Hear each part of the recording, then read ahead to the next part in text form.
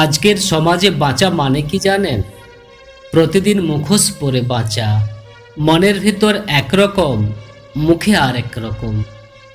মানুষ শান্তি চায়, কিন্তু সম্মান দেওয়ার মানসিকতা নেই।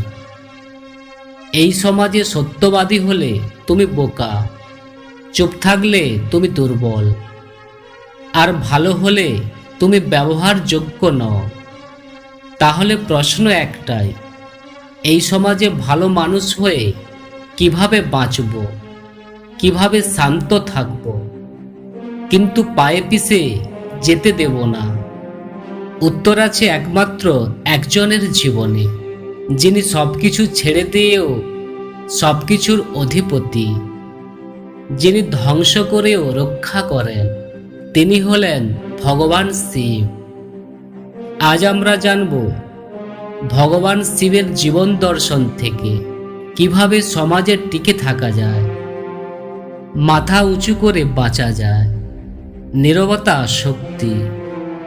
সব কথা বলার দরকার নেই।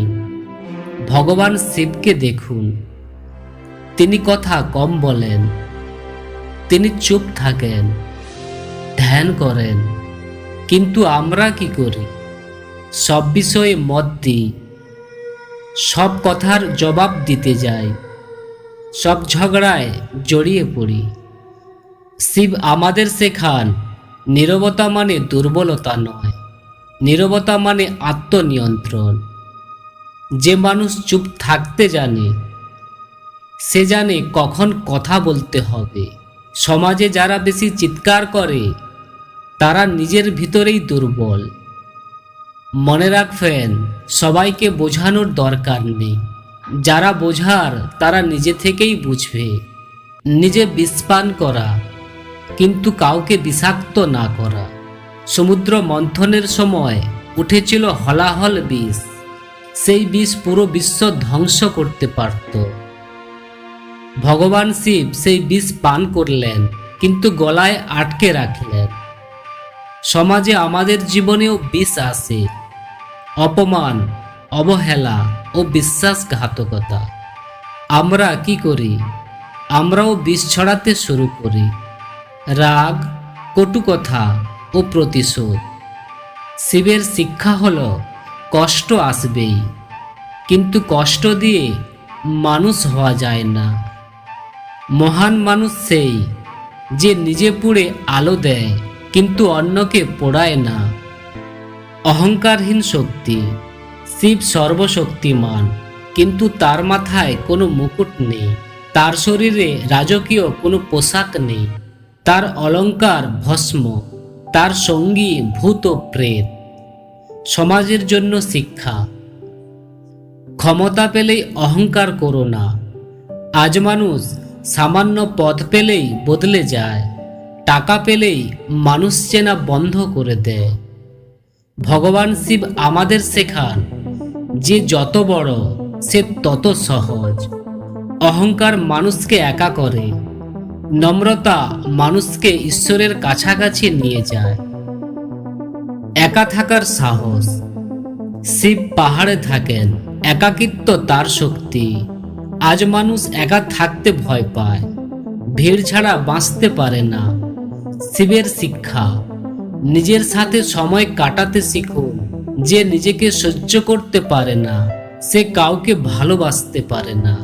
একাকিত্ব মানে দুর্বলতা নয়, একাকিত্ব মানে আত্মপরিচয়। সম্পর্কের গভীর শিক্ষা। শিব শুধুই সন্ন্যাসী নন, তিনি শিব, পার্বতীর স্বামী, গণেশ ও কার্তিকের পিতা। তিনি জানেন কখন সংসার, কখন ত্যাগ।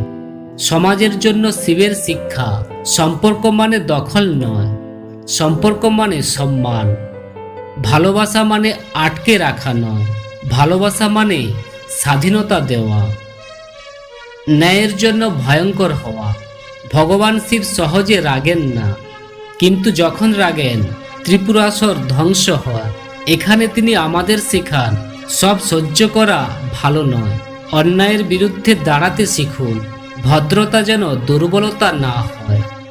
ভালো মানুষ হও, কিন্তু কাউকে তোমাকে ব্যবহার করতে দিও না।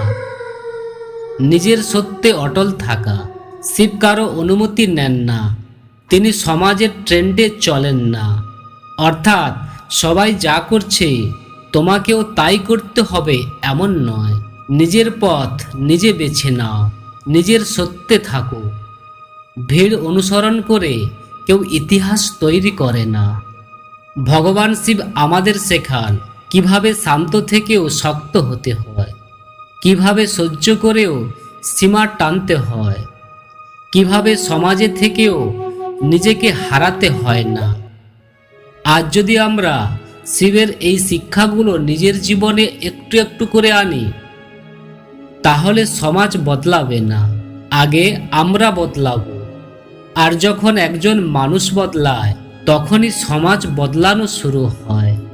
কমেন্টে অবশ্যই লিখবেন হর হর মহাদেব।